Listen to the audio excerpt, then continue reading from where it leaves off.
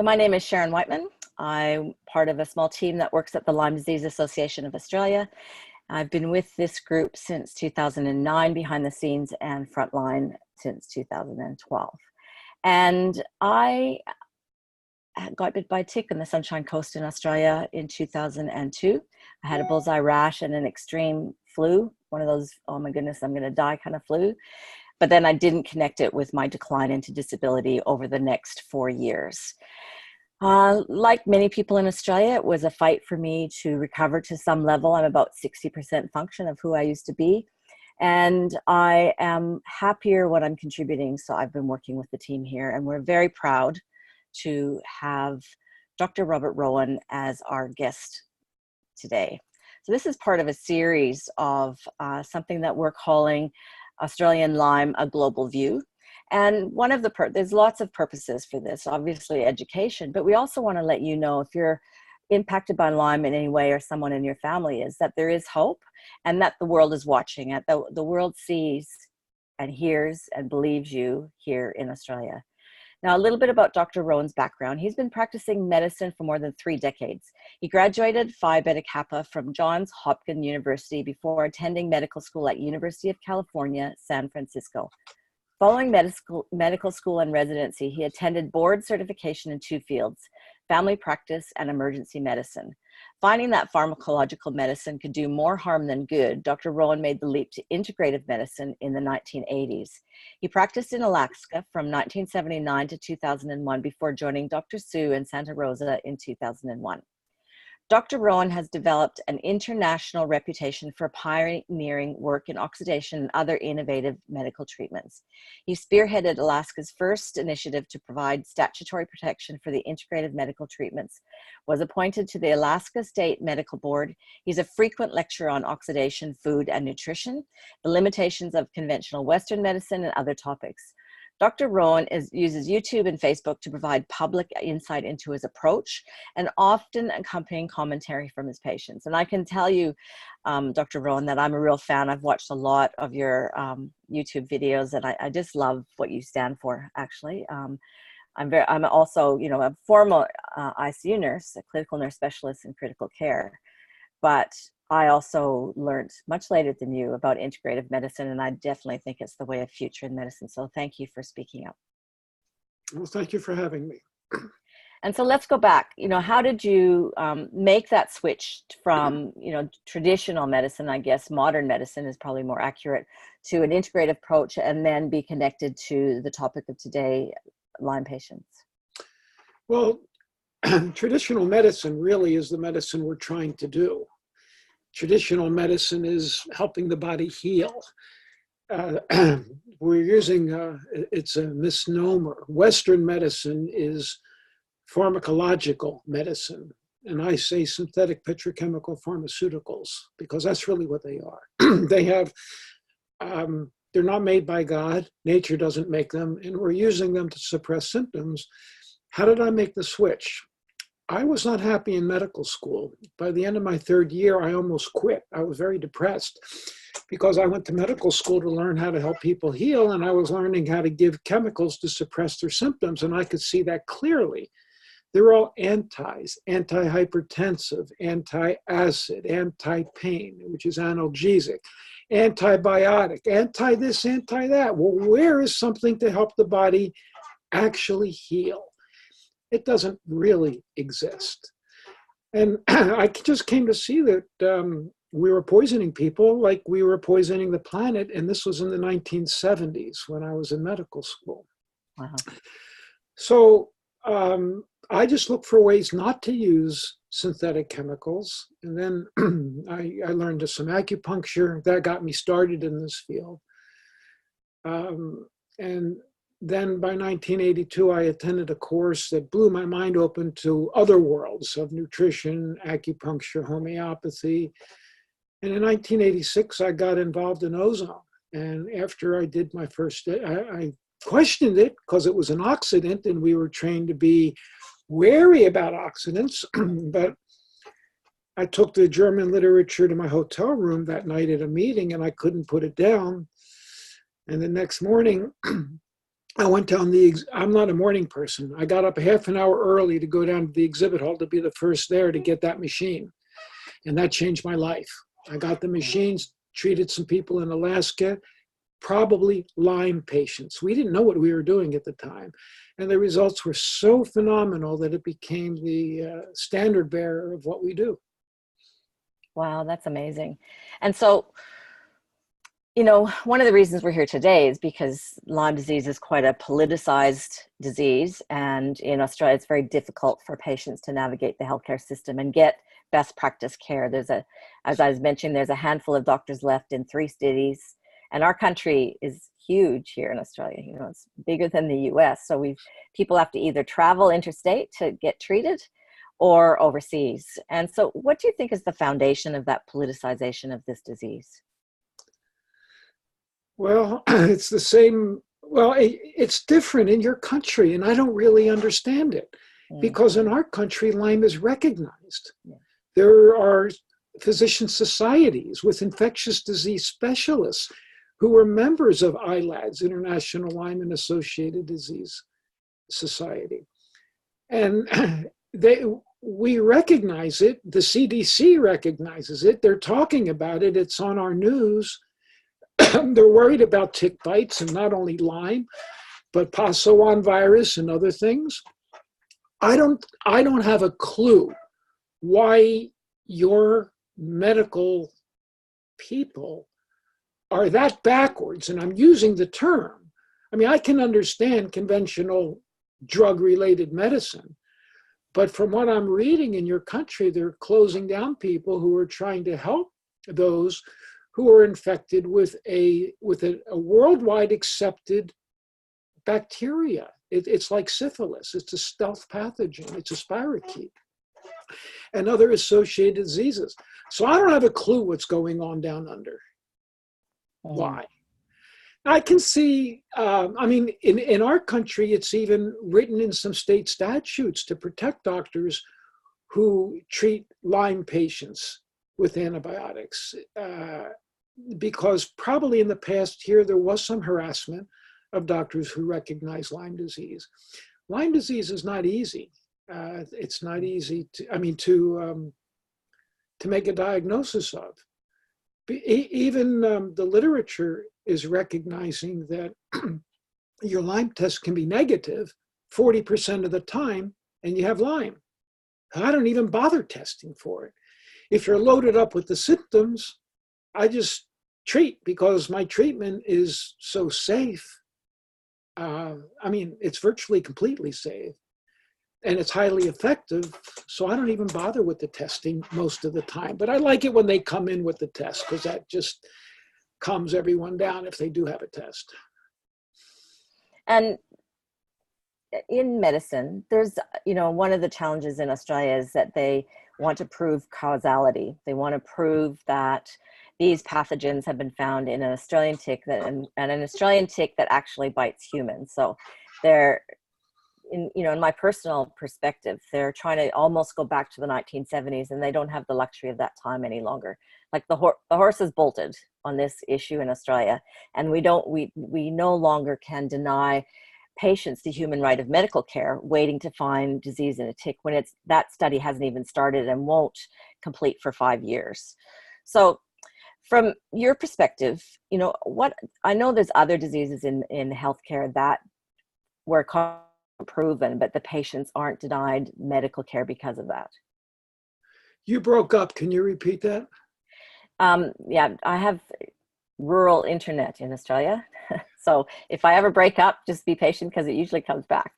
There are other precedents in medicine where causality isn't proven, where they don't have a test to prove that XYZ is the diagnosis and that XYZ. Oh, I got good examples for you. Thank you. What is the cause of multiple sclerosis? What is the cause of rheumatoid arthritis, of lupus, of all of these so-called autoimmune diseases? Now, they recognize it's there. The patients are symptomatic. They accept it because they can see the symptoms, like an inflamed joint or a rash or neurological condition, but they don't have a clue what's causing it. Mm-hmm. So in Lyme disease, except for the initial rash after the tick bite, you don't see too much. Although, yes, you can get neurological disability and other things. So something is really there. Why they're not recognizing this is beyond me. But at least with Lyme disease, all around the world except Australia, it is accepted that it's a stealth pathogen, namely a spirochete or some other stealth pathogens that you get infected with. But they're treating rheumatoid arthritis with immunosuppressants when it could be, pardon me, when it could be a similar infection. And they just don't know. And that's the problem with Western medicine. If they can't see it, they don't believe it. Yeah, we've really gone off track in medicine, haven't we, where it's sort of one disease, one treatment, as opposed to looking at the whole patient. No, the patient's not looked at. That's correct. Medicine was set up by, I mean, to me, I don't like to use the word conspiracy, but I think it was. This was set up in the early 1900s by the Rockefeller Institute, which in our country essentially eliminated traditional medical schools and put in this philosophy that you have to prove it by double-blind controlled studies involving a single chemical, a chemical. Now, you could do double-blind controlled studies with something that's not a chemical, but it costs a lot of money to do this. And if you can't patent it, and there's not big profit to be made on it, you could have a 2-cent cure for Ebola, and it ain't going to get anywhere. And incidentally, I did publish a report on Ebola. That wasn't 2 cents. It probably cost $2 to $3 per patient to do. And it was published. Is this going to get studied? Not on your life. Who's going to make money on this? That's the problem. That is where medicine, that's where the people have fallen asleep at the wheel and allowed the profiteering interests to take over, to infiltrate and take over government for profit, and to hell with you and your well-being. So that's not a problem you and I are going to solve today. But no. I think it's important to outline that conflict, and that there are, for people listening today who are unwell or have a family member that's unwell, there are solutions in an integrative approach that could help you. So back to Australia, where people are being denied diagnosis and treatment, what is the impact on their outcomes for recovery by a delay in diagnosis and treatment, like what's happening in Australia? I have to look at it from the perspective of the type of medicine I do. I haven't seen very many people get long-term results with antibiotics. I've never used them. From day one, I've never used them. I started with Ozone in 1986. It worked for almost everything we touched. In fact, it was nearly 100% back then. And it's declined in efficacy, I have to admit, over the years. We're not approaching 95 to 100%. We're more like 80% now. And if you ask why, I think it's due to an increasingly toxic environment, an increasingly worsening nutritional status, stress, among other things. There's no one size fits all. There's no one magic bullet. With regard to antibiotics, most of my patients have had antibiotics from other doctors. So I'm seeing the failures. And even those who are using antibiotics will tell me that at best, they generally see improvement for a year, 18 months, and then it slips. And my goal is to try to get your body to do what God designed it to do, because ticks have been around for a long time. I don't know how long Lyme disease has been around, but human beings are mammals, and we're made to walk, and we're made to roam, and we're made to forage. So we had to have been exposed to ticks for many years. So what's happened to us in the intervening time? Have the pathogens gotten worse for reasons we're not going to get into? Or have our immune systems been failing because of a horrible diet that I have seen firsthand in Australia, and an increasingly toxic environment. And these are things that the medical mob is not addressing. So my role at the Lyme Disease Association, we have a lot of patients coming across our desk and a lot of support and peer support, which is critical in Australia because the medical support is so lacking. And while there's commonalities in treatment going forward, there's really, we've got families where some people only responded to antibiotics and some people only responded to herbs, although Ozone isn't available in Australia any longer. So we have to take that out of the equation as far as support. I went to Cyprus for Ozone 10 pass, and it was the best thing for me. But I also know patients who it wasn't the answer for, like you're saying, that 80% mark. So it really requires such an integrative approach to the whole solution, doesn't it? Yeah. And so is there anything else that you feel that you left unsaid in regards to your passion for that integrative approach to medicine and the benefits that people can experience when they're looking at an approach to their well-being that way? Well, when somebody comes to me, no matter what their problem is, I take a history, unlike most other doctors, and the patients are really shocked at the questions I'm asking. The foundation of all health, of your ability to heal, is your nutritional status, your toxification load, your level of stress. Are you getting exercise? Are you getting sunlight? Minimal impact from genetics. This is my opinion. I mean, genetics are involved, but I believe that the other things I mentioned impact your genetics. We hear about the MTHFR gene. It's big news now. It's methylation pathways. We didn't worry about it way back when, 40 years ago. But now we are, because with people getting toxic and lousy nutrition, I think these, genetic factors may play a role, but not nearly as what we think. So in my history, I look at diet. I really beat people over the head with a wet noodle with regard to diet. I'm an organic raw food vegetarian. Not 100% organic, but close. 100% vegetarian, but I do eat some dairy, no other animal products. Organic, nearly 100%. In the winter, I will cook a little bit because it's colder. You can see me in a sweater now. In the summer, I'm almost 100% raw. I don't impose this on my patients. In fact, many patients really need to eat meat. I don't have any doubt about that. But I do it for spiritual reasons. But I do believe that if you move in this direction, even if you're a meat eater, and move to a paleo diet like our ancestors would have been eating 10,000 years ago, which would have been meat that they hunted and vegetables that they either grew or got off the forest floor.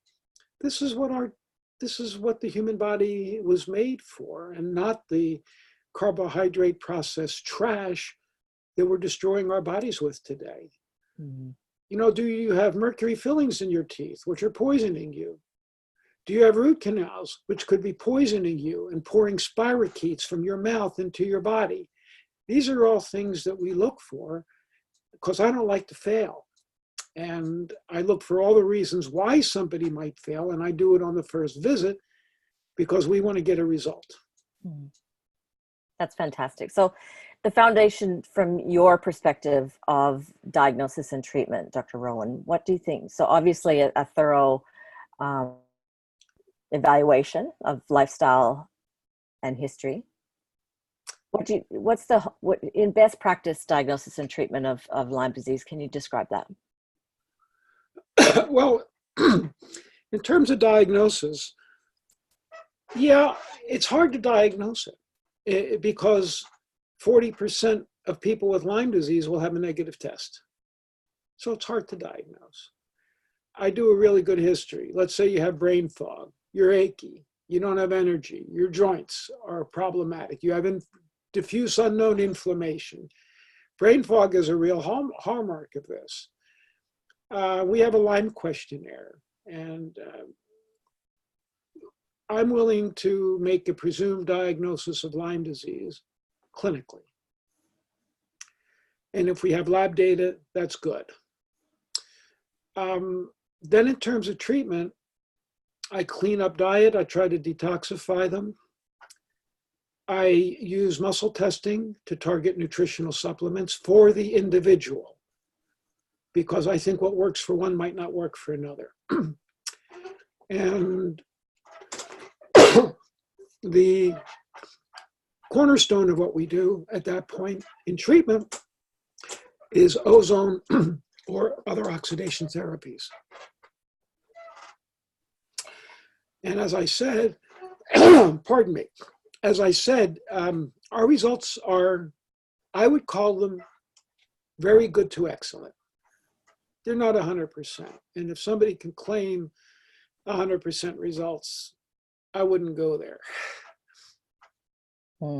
That's a very complex and multi-system disease, isn't it? Yeah. Yeah. And so why do you think, what drew you to ozone? I walked past a machine in 1986. Ozone, wait a minute, that's an oxidant. This was in an integrative meeting. I said, something's not right here. Well, the company didn't really know what they had.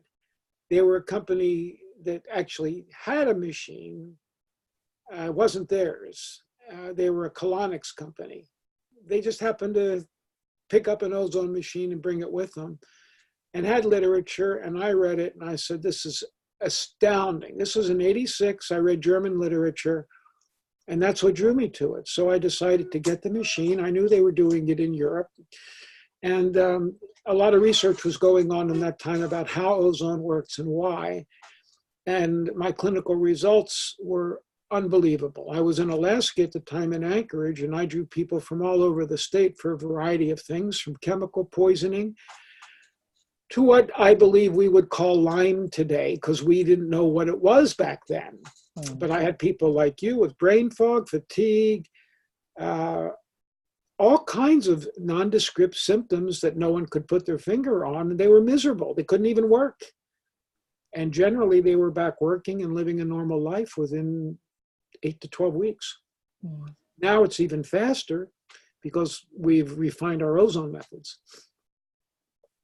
And I know you use, so for anybody listening today, Dr. Rowen has quite a bit of education on YouTube as well, if this is something of interest. And, at the Lyme Disease Association, we always take action based on thinking about our most vulnerable. So I know ozone isn't available in Australia right now. And you may not have the ability to travel, but hopefully by the end of this interview today, that will give you some ideas of what you can do right now to get started in making your situation better. So do you use ozone for everybody, Dr. Rowen? Mostly. Most people come ultimately find me because they know of my work with ozone. Yeah. So they're open to it, but I don't use it for everything. Sometimes people can come in and we can work with them and just, do some simple things that they need to get their health back in order. But let's say you come to me with a deranged knee. It's arthritic. I'm going to shoot ozone into it if the patient will let me. If they have heart disease, I'm probably going to want to do ozone and maybe some other IVs. And you're going to say, well, why does it work so well?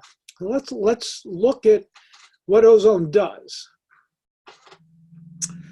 If you could put the most important factor in healing into one word, one factor in healing, and you're a former nurse, what is it that is the most important factor in healing? Don't know. Oxygen. Oxygen, right? Mm-hmm. Oxygen is what makes energy. Yeah. Oxygen is what fuels the cell.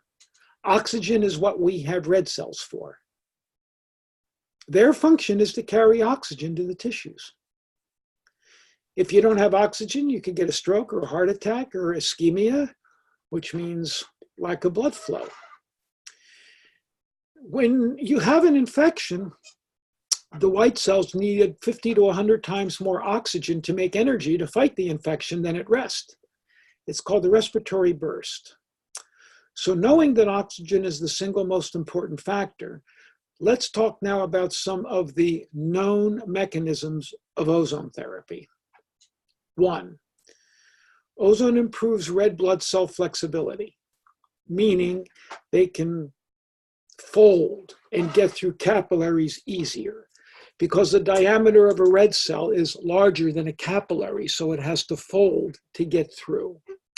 So it improves blood rheology, blood flow properties. It increases 2,3-DGP in the red cell. 2,3-DGP is what allows hemoglobin to release its precious oxygen cargo. If you have more 2,3-DGP, you get more oxygen dumping into the tissues. 3, it apparently increases mitochondrial combustion of oxygen. The mitochondria are the furnaces that make energy. So we got 3 things here that deal with oxygen, all dealing with energy production. 4, ozone modulates the immune system. Cubans and Italians have published repeatedly on this. So you get a modulation of the immune system. And 4, ozone is directly toxic to pathogens. Now, that said, when we give ozone in this, when I say directly toxic to pathogens, that's if, let's say you had some bacteria in this cup and you bubbled ozone into it, you'd kill them virtually instantly. That's not what's happening in the body. When we give ozone, the ozone reacts with the blood instantly, even before it reaches where the infection might be. So the ozone itself is gone, but the ozone reacts with the blood and creates downstream molecules called ozonides. And they're still reactive oxygen species. They're the messenger molecules. They're the workhorses. And they tell the body, hey, this is going on. It's like a cascade of messengers to help balance the immune system. And they might be toxic to bacteria and viruses as well. So when I looked at all these mechanisms, I said, you know, ozone might be a reasonable treatment for Ebola. And at the time, this was 2014, there was an article out that said that Ebola, this most feared and lethal virus we've ever known, 60% mortality rate, it appears that on its surface of the virus, there is a molecule called sulfhydryl. It's a sulfur and a hydrogen, SH. You know, water is OH. So this is a sulfhydryl. And the research said that this has to be in a reduced form, SH, and not SS. There has to be, it's called reduced. It's an oxidation state. And ozone will oxidize the hydrogen off of the sulfur and make it no more. So essentially, if these are the SH groups on a virus, these fingers here, and you take ozone to it, it chops it off right here, and the SH groups are gone, and now you can't get into the cookie jar. The SH groups are like fingers. And I read this and I said, this might be a good treatment for Ebola. So as God would have it, and it was providential, we had an invitation from the Sierra Leone president that was arranged through a physician in Sierra Leone. And my partner in Ozone reluctantly went with me. I coerced him. I said, "You're not going?" He said, "No, I'm not. I'm not risking my life." I said, "Okay, I'm going to go and I'm going to use your treatment." He thought about it for 2 seconds and he said, "Rowen, I'm not letting you go and get all the credit for the method that I developed." So he came.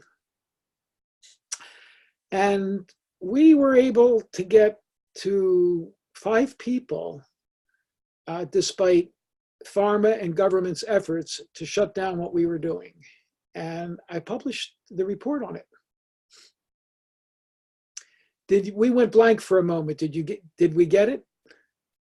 my internet went slow, so you would still have been there. Okay. So you're explaining the S groups on the for Ebola. Okay. Then I went, I don't know what picked up here, but I said, knowing this, I decided to go to Sierra Leone. And as Providence would have it, we got an invitation from the president through a local physician there. We met the president and we trained doctors. And in the middle of training the doctors, a call came in from the Ministry of Health to the military guy who was in charge of the treatment center. If you value your job, there will be no ozone at the center. I lost it. I said, this is a crime. People here are going to die. Sure enough, somebody did die. And I just felt like I was kicked in the gonads. And it was one of the toughest events of my life, that I went all the way there to help people. And now we're being shut down by government. We learned later that probably pharma and the WHO went to the government and warned them of consequences if they let the ozone project continue. So the ozone project was formally scuttled, but some people who knew about it got to the people who we trained, and 3 were test positive. 1 was a doctor who stuck himself with a needle, and he knew he had it, but he didn't get tested, because if he would have gotten tested and positive, they would have thrown him in the containment center and no treatment. So he got treated, got better right away. And we got 5 people. I published it, and the world doesn't know because it doesn't want to know. I have another article coming out that's bringing forth the same information again. It should be out any day.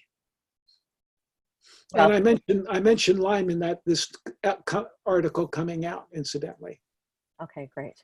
So, I mean, and this is sort of the battleground in a way, in regards to getting integrative treatment globally, really. It's pretty tough.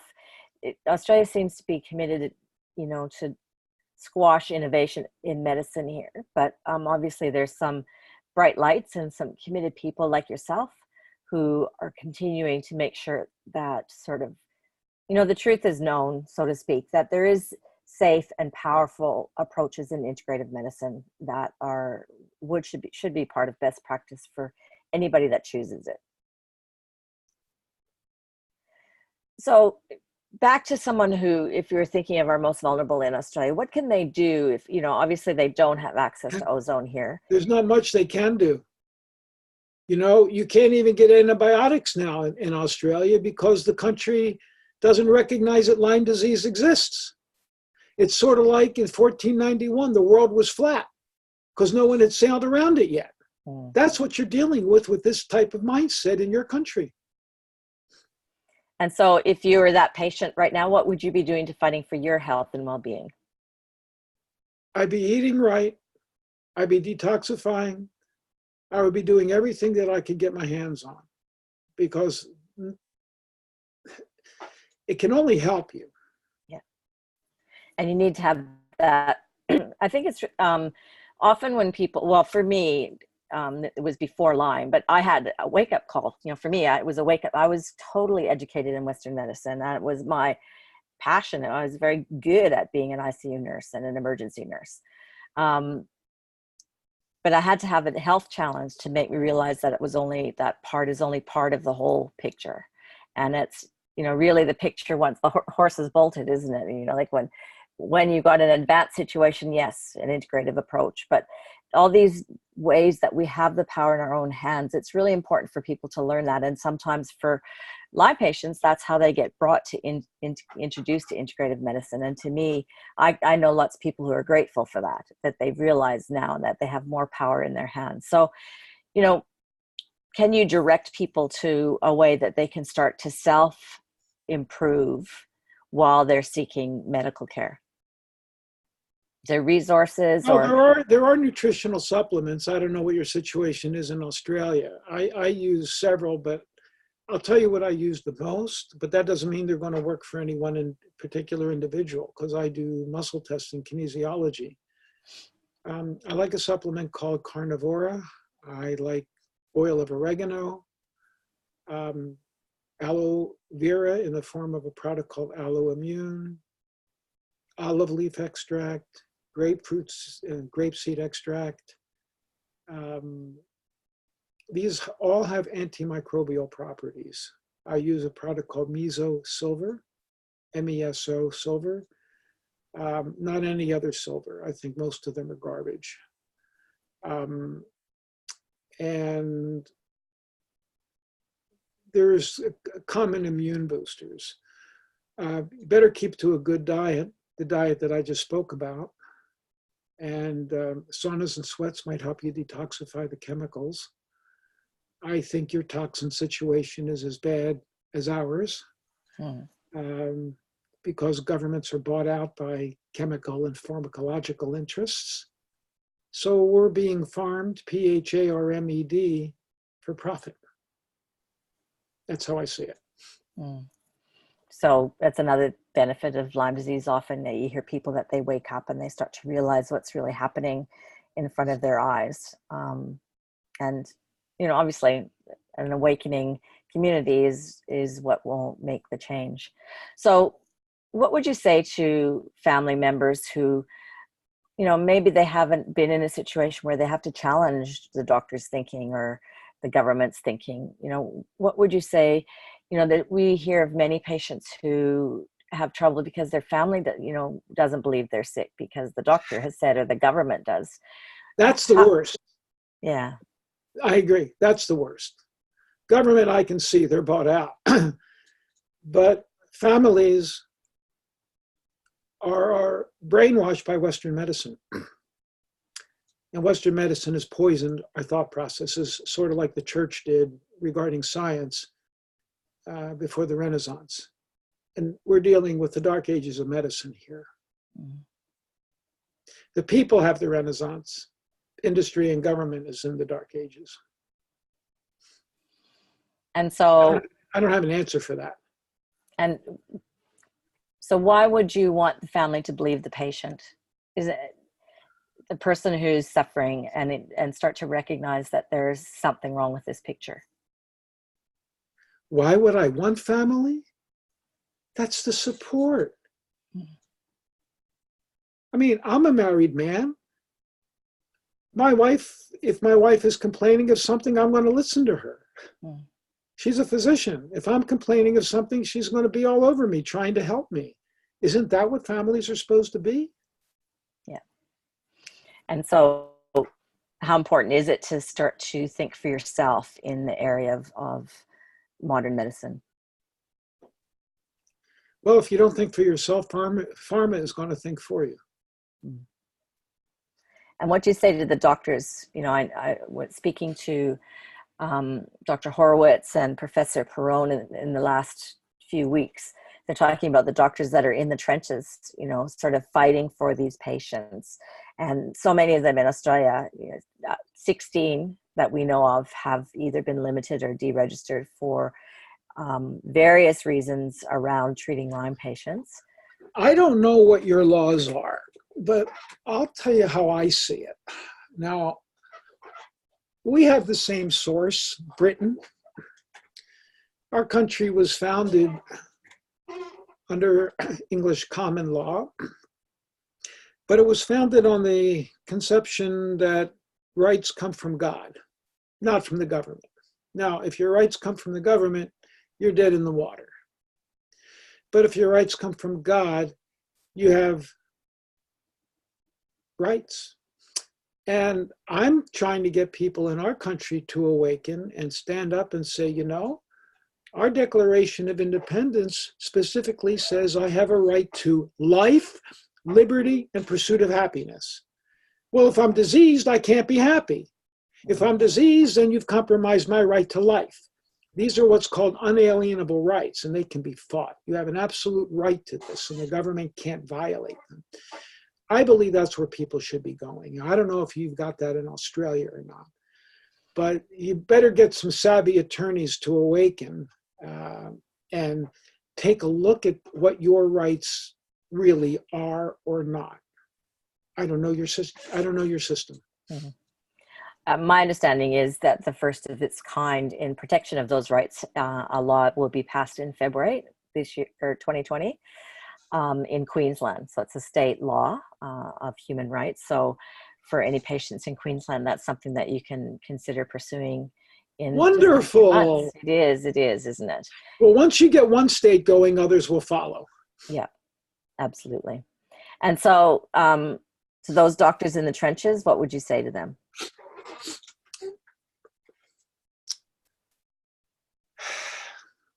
They've got my heart. You know, I was in the trenches and I was under attack for a long period of time, and I persevered because truth was on my side. Yeah. And I beat the mob in Alaska, and we got a law passed, which has been reproduced in a lot of the country. And I'm operating in California under a similar law right now. They need to do everything they can to mobilize their patients to get protective laws. Yeah, they're on the right side of history, aren't they? Yeah. Yeah, yeah. And so, Dr. Rowen, what's in your heart to leave people with today, whether people, it's interested family or impacted patients or doctors listening today?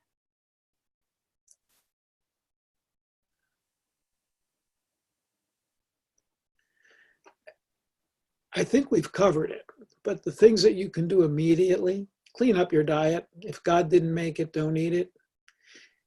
Old Chinese philosophy: eat what grows around you, ripe, raw, organic, and when in season, if the latter is possible. Treat your body as the temple of God, because it truly is the temple of God. The building you go to every Sunday, in my opinion, is not. Mm. Your body is the temple of God, and you commune with God through it. So you should treat your body exactly with the respect and dignity that you would treat God, because it is the temple of God. And do what you can to reduce stress, which might be difficult. Detoxify. There's all kinds of detoxification that is available. And these are places that you can start. That's the best I can tell you under your circumstances right now. Ozone sort of wraps up everything in the middle. Ozone is the cornerstone of what we do. For some doctors, it's antibiotics. It's sad to me that even in Australia, the Western antibiotics don't even get a pass for Lyme. It's crazy. It is crazy. Dr. Rowen, thank you so much for your time. I know it's Friday afternoon, your time. We're very appreciated for you to share your heart and your knowledge with those impacted by Australian Lyme disease. Thank you for having me. I hope it can help. Thank you.